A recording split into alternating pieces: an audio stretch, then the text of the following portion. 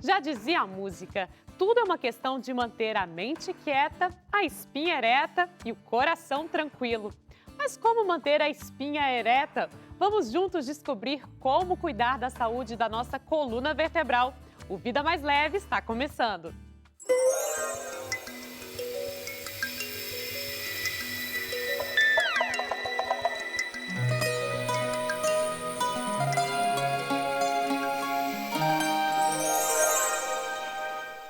O jeito de andar, de sentar, de olhar o celular, de carregar o peso no dia a dia, tudo isso pode afetar a saúde da sua postura. A coluna vertebral dá movimento e sustentação ao nosso corpo, além de proteger a medula espinhal, que faz a comunicação de impulsos elétricos entre o cérebro e membros. Ela é dividida em 4 regiões: cervical, torácica, lombar e sacrocoxígea ou pélvica, cada uma delas com uma curvatura natural. É composta de 33 vértebras ligadas pelos discos intervertebrais. Essa articulação faz com que a coluna seja flexível e rígida ao mesmo tempo, permitindo diversas posições que às vezes acabam revelando até o estado psicológico de uma pessoa. Cabisbaixo, retraído, nariz em pé ou imponente são maneiras de descrever alguém a partir da postura. Enquanto animais vertebrados e bípedes sujeitos à força da gravidade, puxando a gente sempre para baixo, saber mexer e descansar nosso esqueleto é essencial para manter o equilíbrio e para ter uma vida mais leve. E para nos ajudar a melhorar a nossa postura, a gente conta com a ajuda do ortopedista Dr. Diego Puccini, que está aqui com a gente. Obrigada, Dr. Diego, por estar aqui com a gente no Vida Mais Leve. Obrigado a você, Carol. Para começar, Dr. Diego, eu queria saber como é que é uma coluna vertebral saudável, porque a gente tem a impressão de quando a gente fala que é bom manter uma postura ereta, que a coluna tem que ser retinha, né, como um cabo de vassoura. Pelo que eu estou vendo aqui não é, né? Tem umas curvas naturais. Isso, Carol. Na verdade, a coluna ela tem essas curvas fisiológicas, né, que são curvas que no final das contas se compensam. A coluna ela tem uma função de proteger o neuroeixo, de proteger a medula. A medula seria o quê? São nervos que estão aí? São um conjunto de nervos que sobem e descem, que levam estímulos para o cérebro e do cérebro levam à periferia do corpo para várias funções, assim, principalmente parte motora, parte sensitiva. E essa proteção é muito importante até para o desenvolvimento do ser humano, né, como espécie. A gente tem essas curvaturas que são bem interessantes. Quando a criança está em formação, ela começa com um C, a coluna é apenas um C. As outras curvas, que seria uma cifose, com o tempo, na evolução, na infância, essas curvas vão se tornando, como é agora, mais um grande harmônicas, S, né? Como mais harmônicas. A gente tem a deve cifose torácica e as duas lordoses, a lombar e a cervical. Perfeito. Para a gente começar a entender os problemas, né, que é não cuidar muito bem da coluna. Quando a gente fala de postura, a gente fala de consciência corporal, né? Porque às vezes a gente não tem noção se a gente está com uma postura adequada. Só quando alguém avisa a gente sente dores. Como é que uma pessoa que não está se olhando no espelho pode saber o que ela tem que sentir para saber que a postura está no lugar certo? Consciência corporal é muito importante. Até, por exemplo, você vai sentar numa cadeira. Se você tiver uma consciência corporal, você vai tentar sentar de uma forma mais correta. Uhum. As pessoas, às vezes, têm até esse mau hábito. Elas chegam, sentam e ficam à vontade, já vão se Elas jogando. relaxam e aí, como ela estiver se sentindo confortável, ela acha que é aquele jeito, né? Sim, ou no ambiente familiar, ou no ambiente de trabalho. Isso é perigoso, porque com o tempo tende a piorar. Mas, doutor, tentar deixar a postura correta e sentir dor também não está certo, né? Não é o ideal, não é o ideal. A postura, na verdade, ela é dividida em estática e dinâmica, né? A postura estática, vamos dar exemplos que é mais fácil de entender. É quando um trabalhador, por exemplo, passa muito tempo dirigindo ou digitando no computador, essa pessoa ela tem uma postura que é até mais estática. Sentado ali. Isso pode causar vários problemas. Se você tem uma postura de cervical mais baixa, ruim, você faz encurtamento dos isquiotibiais também, que da parte da perna, que é importante para a coluna. Você tem, às vezes, você consegue colocar todo o seu peso apenas na parte do cóccix, que não é o ideal. Uhum. Também você tem o arcabouço pélvico, que consegue absorver esse peso da coluna e dividi-lo na pelve, no fêmur, e quando você senta, você tem de tentar equilibrar o máximo possível. Quem faz alongamento sabe que tem aquela dica de sentar nos isquios e às vezes a gente se pega assim, nossa, mas nem sei o que são isquios, o que são isquios, né? Os isquios fazem parte da pelve, tá? Nós temos o ilho aqui, o pubis, e embaixo os isquios. Os isquios são essas duas estruturas que nós temos, e o cóccix, com isso, faz um tripé. Sim. para poder... E tem gente que senta mesmo no cóccix, sentar. tanto que quando às vezes vai sentar de uma vez, bate o cóccix e é aquela dor horrível. Sim, sim. A coxigodínia, que é a dor do cóccix, ela tem várias características próprias e deve ser tratada. Normalmente o tratamento é conservador. A gente trata com analgésicos, repouso, fisioterapia. Em alguns casos, pode evoluir até para cirurgia. Bem, doutor Diego, eu estou fazendo um monte de perguntas aqui, mas não sou só eu que tenho dúvidas quanto à postura. A equipe do Vida Mais Leve foi até as ruas para saber que tipo de perguntas as pessoas têm sobre coluna. Vamos ver. Eu queria saber se o uso de muito celular prejudica muito a coluna. Sim, sim, prejudica bastante. Na verdade, foi até descrito recentemente a doença do pescoço de texto, traduzido em português, que é exatamente uma patologia relacionada à má posição do pescoço, que traz vários malefícios às pessoas. Hoje em dia o celular é a realidade. A gente vive com o celular na mão praticamente o tempo inteiro, né, com o celular, e é muito simples de entender. Você numa postura normal, bem, a sua cabeça pesa em média entre 4,5 kg e 5,5 kg. Então você tem o teu cervical recebendo uma carga com a parte muscular de 4 kg. Quanto mais você flete o pescoço, maior esse peso aumenta. A 60 graus, esse peso vai a 27 quilos, uma cabeça de 4,5 kg. 27 quilos. Então, ao invés de dar uma carga de 4,5 kg, você vai dar 27 quilos em cima da tua cervical. E aí, como é que a coluna reage a isso? A coluna reage mal, pode ter reage certeza, mal, reage mal. Não gosta nada desse peso extra, né? Não, a coluna, só lembra quando dói, né? A gente lembra que ela existe quando dói, infelizmente é muito comum. Então, como é que você consegue melhorar isso? Você tem todo esse estiramento, na verdade, dessa musculatura, você força ela, você tende a tensioná-la, pode inclusive causar cefaleia, dor de cabeça, inclusive pela má posição do pescoço. Olha só. Por isso que é muito importante os exercícios. Além da parte de flexão, você tem que fazer extensão também.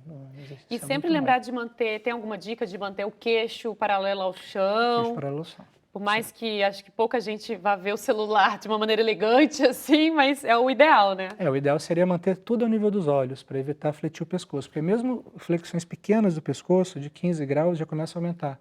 Vai para 12 quilos. Quando Olha você só, já vai fletindo o pescoço para 30, 15, 30, 60. E algum efeito vai ter, né? Seja dor, seja desenvolvimento de alguma lesão, né? Sim. 8 em cada 10 pessoas na vida vão ter em algum momento uma dor lombar ou uma dor cervical, alguma dor na coluna. Essas pessoas, elas vão melhorar, normalmente com medicação, fisioterapia, repouso. O repouso é por 48 horas, evitar repousos prolongados. Obviamente não vai ser liberar uma atividade, ninguém vai pular de paraquedas com uma cervicalgia. Para curar a cervical, não, né?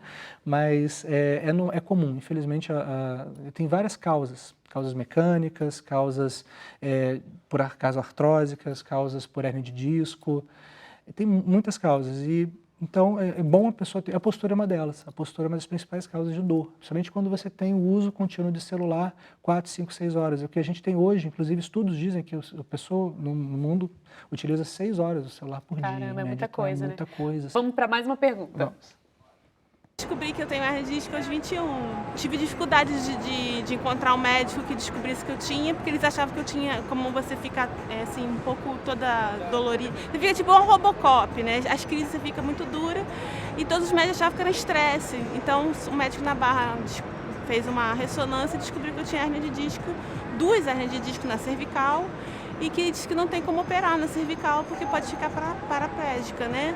Então eu queria saber como é que anda a ciência em relação à hernia de disco da cervical, se já pode operar, se tem um novo tratamento, né? Que o tratamento que eu procurei foi alternativo, foi o RPG, né? Cada postura para ajudar, e a acupuntura que me ajudou muito a não ter mais crises, né? É isso mesmo, doutor Diego, a hérnia na cervical, que é essa região de cima, né? Aqui que segura o pescoço, ela não é operável, a hérnia? Sim, é operável sim. Eu acho que aconteceu uma coisa, tem alguns conceitos que a gente poderia mudar aqui de forma interessante. Sim. Primeiro deles, se ela está bem, está assintomática, operar para quê?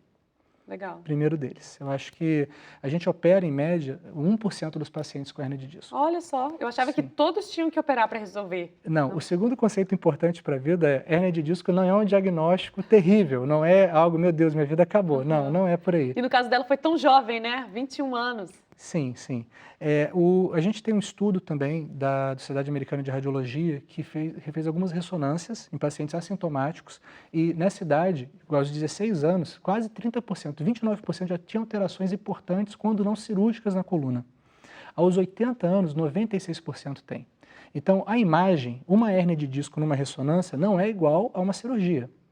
Você tem várias formas de tratar, tá? Obviamente, você tem situações extremas como déficits neurológicos progressivos, dor intratável, alterações importantes como caldequina, não só da cervical, mas também na coluna lombar. Então, é todo um conjunto que indica uma cirurgia nesse paciente e existem várias técnicas mais simples, técnicas minimamente invasivas, que estão bem em destaque hoje na medicina, que é a evolução que ela perguntou. A gente tem técnicas de bloqueio também, tanto radiculares. Vamos aproveitar para a gente entender melhor como é que é a hérnia de disco, né? Como é que ela acontece.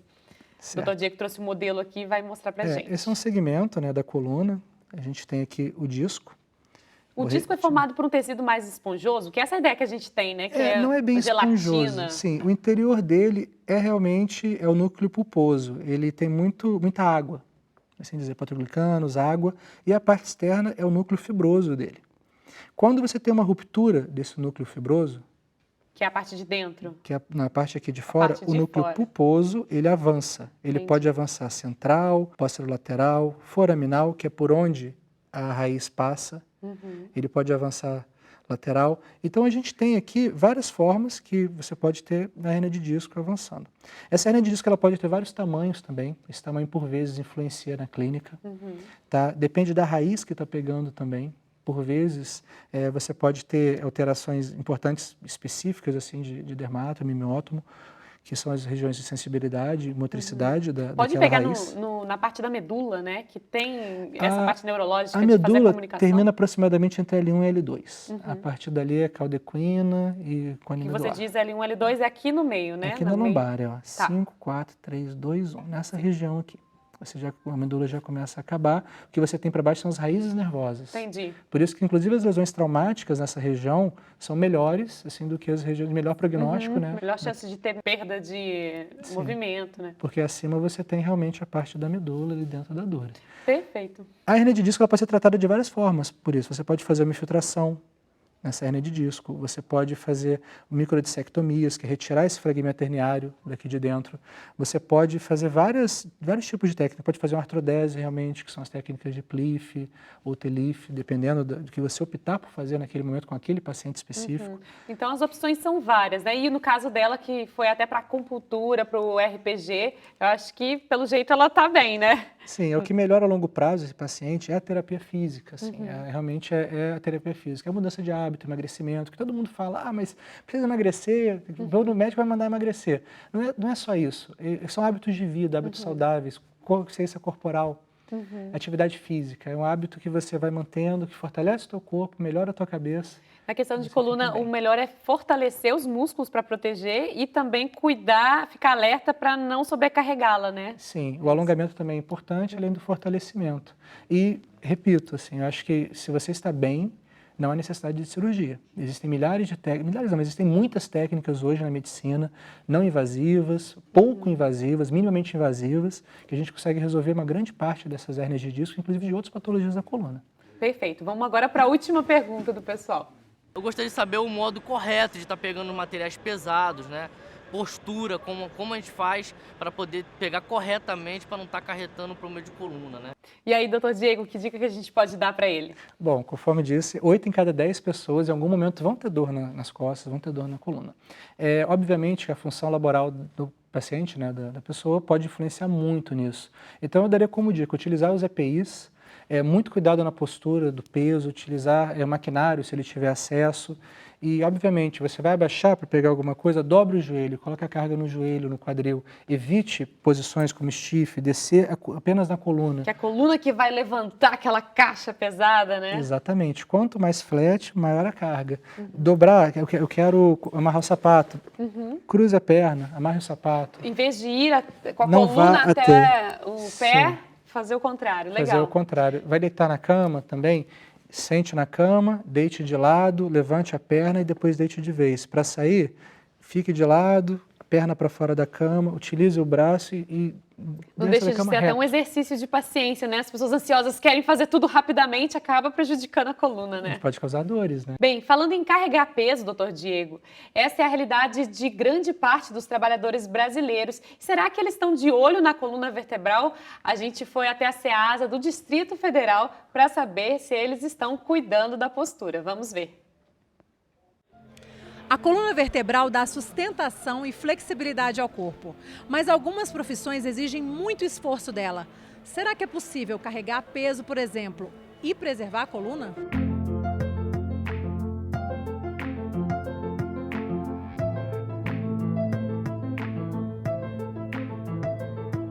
Guilherme, você acha que ele está trabalhando de forma correta?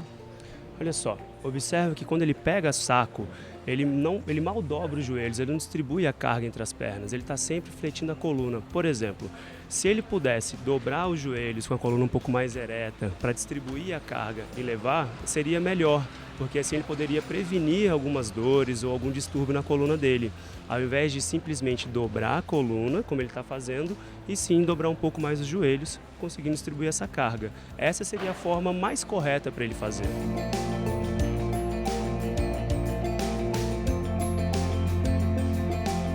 Você trabalha carregando e descarregando mercadorias há quanto tempo? Aqui na Ceasa tem uns 8 anos. 8 anos já. Você sente algum tipo de dor por conta desse trabalho? Sente sim. Como é que são essas dores que você sente? Geralmente aqui na coluna, dói muito na coluna, né? Quando está quente, está bom, mas à noite você chega em casa, fica ruim.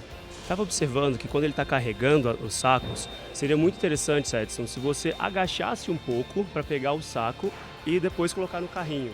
Não simplesmente dobrando o tronco como você está fazendo.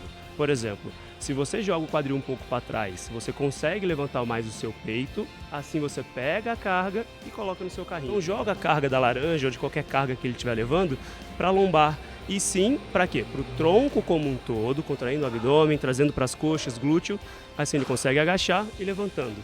Uma dica que eu dei para ele é imaginando que tivesse uma cadeira atrás dele, como se ele fosse sentar, para ele poder jogar o quadril para trás e na hora que levantar conseguir trazer a carga para o peito. Essa dica serve para qualquer tipo de carga ou de peso que a gente for carregar? Essa dica serve para a maioria das vezes que você for carregar uma carga.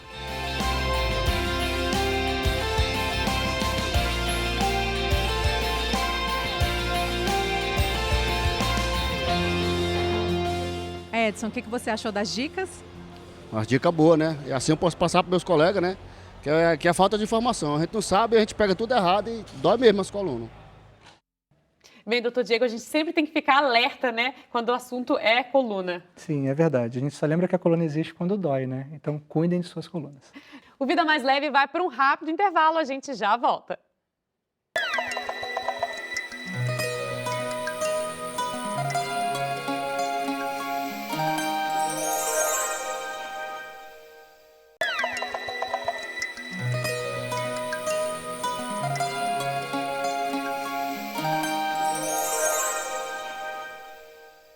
Estamos de volta com o Vida Mais Leve, hoje falando sobre a saúde da coluna vertebral. Para nos ajudar, doutor Diego Puccini, ortopedista. Olá, Bom, doutor Diego, vamos falar agora sobre os problemas de coluna mais comuns que você encontra no consultório. Quais são eles? Bom, nós temos as deformidades, as escolioses, cifoses, tanto das crianças quanto dos adultos. São genéticas ou são adquiridas? São genéticas. Na verdade, a maioria delas genéticas, principalmente tratando de escoliose. A escoliose idiopática é uma patologia que foi definida recentemente, que é genética. A escoliose, só para a gente lembrar, é aquela que é o Isso. eixo lateral que fica prejudicado, é da coluna? Perfeito. A coluna tem as curvaturas fisiológicas dela e uma delas, quando altera, na verdade, você tem uma deformidade tridimensional que nós conhecemos legal. como escoliose. Entendi. Ela, além de fazer um S na coluna, um C, você tem também uma rotação da vértebra. Isso é importante também, porque causa alterações, inclusive, na parede torácica do paciente. Você tem toda uma rotação do corpo vertebral. A respiração é um pouco mais rara nos pacientes mais jovens, mas pode sim causar problemas para frente. A escoliose, ela não é só por dor. É até mais raro ter dor pela escoliose. Olha a só. queixa de dor é por outras coisas do paciente. E como é que o diagnóstico é por ressonâncias, exames de imagem? Sim, exames de imagem é um termo melhor. Normalmente você tem uma dismetria de ombros, você tem uma alteração no exame físico. físico, a gente tem um teste na ortopedia que chama de Adams, que você vê a curva do paciente e com essa suspeita você solicita as radiografias pertinentes. E né? como é que é o tratamento de uma escoliose? A escoliose, a gente tem as curvas, a gente divide as curvas, né? Divide por idade, por curvas, algumas são estruturadas, outras não. Quando você define a curva a tratar, a patologia exatamente a tratar, você pode, dependendo da idade, obviamente, da capacidade ainda de crescimento da criança, você pode fazer um colete. Aquele colete que sim, fica durante uns meses, Boston, né? a TLS, é por algum tempo mesmo, 2 anos, 3 anos, dependendo de quanto ainda tem para a criança crescer. Escoliose é uma doença de menina, da pós-púbere, né, da puberdade. Olha só, não sabia que tinha essa diferença de sexo. Sim, sim. Muito criança é do menino, só que a idiopática, depois fica feminino principalmente, e a idiopática do adolescente que a gente mais vê hoje na prática, inclusive que é quando se faz diagnóstico, normalmente, é a da menina, é uma doença de menina. E a corcunda? Às vezes a gente vê pessoas que têm, né, aquele abaixamento mesmo da coluna. Sim, já são as cifoses. São as cifoses. Isso. Explica pra gente como é que acontece isso e às vezes a gente tem a impressão que é uma massa que cresce e não a curvatura da coluna, né? Sim, Existem os dois tipos? Na verdade não é uma massa. O que tem ali é o seguinte, a gente tem 2 formas principais, que é o dorso curvo do adolescente e a cifose de Sherman, que é uma doença também que já são típicas de meninos, já são um pouco diferentes, a gente faz alguns diagnósticos diferenciais, até no exame físico você pode fazer esse diagnóstico.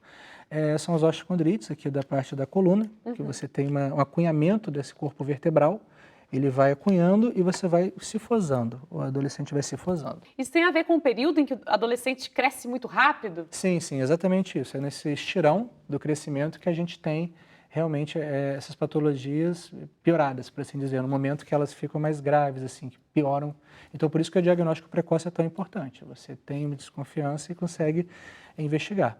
A giba, na verdade, da escoliose, ela é causada pelos arcos costais. Então, as costas que levam àquela rotação. Que fazem a rotação. Entendi. E na cifose são os próprios espinhosos, que são essas estruturas que tem aqui atrás, na coluna, numa posição cifótica, você tem ali uma giba. Quando a gente fala de coluna, às vezes a gente esquece de outra parte do corpo que está longe do nosso tronco, que são os pés, né? O Vida Mais Leve foi conhecer o teste da pisada para saber se ele tem alguma coisa a ver com a postura. Vamos ver.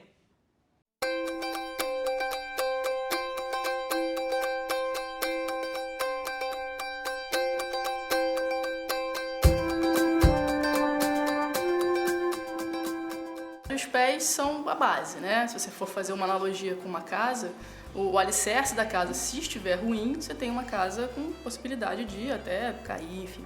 O pé é a nossa base. Então, se tem algum desalinhamento, se tem algum erro na pisada, algum erro na estrutura do pé, isso vai influenciar diretamente em todo o esqueleto, né? Inclusive em tornozelo, joelho, quadril e na coluna.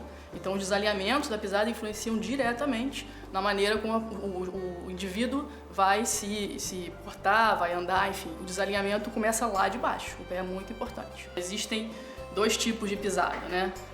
Pronada, que é para dentro, e supinada, que é para fora. E realmente, uma pronação excessiva, uma supinação excessiva podem trazer problemas. Um exemplo, quem pisa muito para dentro, quem tem a pisada pronada, existe uma sobrecarga na parte de dentro do pé, que é o arco, hálux, que é o dedão, pode ter problema aqui no tornozelo, isso influencia também no joelho, na parte interna. Mesma coisa se for uma pisada supinada, quer dizer, uma supinação excessiva, normalmente, gera mais sobrecarga na parte de fora, aqui pode gerar até o bulionete, que a gente já falou, porque sobrecarrega mais a parte do dedinho, joelho e quadril. Mas isso pode ser, né? O corpo humano não é matemático, uma coisa regra, uma regra específica. A gente precisa analisar cada caso e aí então conseguir tratar especificamente aquele problema. Então a primeira coisa que a gente faz é colher a história do paciente quando ele chega aqui, né? Então a gente utiliza esse quadro aqui de dores para poder identificar melhor qual é o ponto de dor específico. Então eu vou entender há quanto tempo ele tem aquele problema, o que pode ter desenvolvido e tentar entender o dia a dia, inclusive como é que ele sai daqui para conseguir traçar o melhor tratamento para ele de acordo com as necessidades dele. Depois eu vou fazer a palpação, que é o momento que eu vou ter contato ali com a dor específica do paciente. Ou até se não tiver dor, eu vou analisar se tem alguma alteração, presença de calos. Depois que eu faço a palpação, que eu vou conhecer de perto, a gente faz os 2 testes importantes para conseguir identificar tanto como é que ele pisa, quanto como é o formato do pé dele, que isso junto com tudo, com a anamnese, com a palpação, eu consigo traçar melhor o tratamento para ele através do uso da palmilha. O alinhamento da subtalar é importante porque esses movimentos, tanto de pronação como supinação, eles acontecem nessa articulação, né, do tornozelo, que a gente chama de subtalar.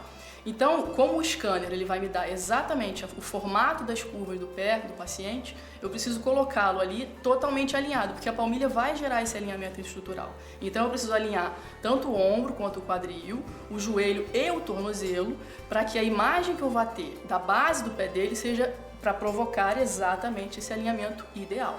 O scanner 3D ele é estático, né? É parado, é como se fosse uma foto da base do pé, porque ele vai me dar justamente o formato da base da palmilha de acordo com o formato do pé. Então ali eu consigo ver, por exemplo, as medidas do pé e o tipo de pé da pessoa, se ela tem um pé chato, um pé cavo, pela área de contato.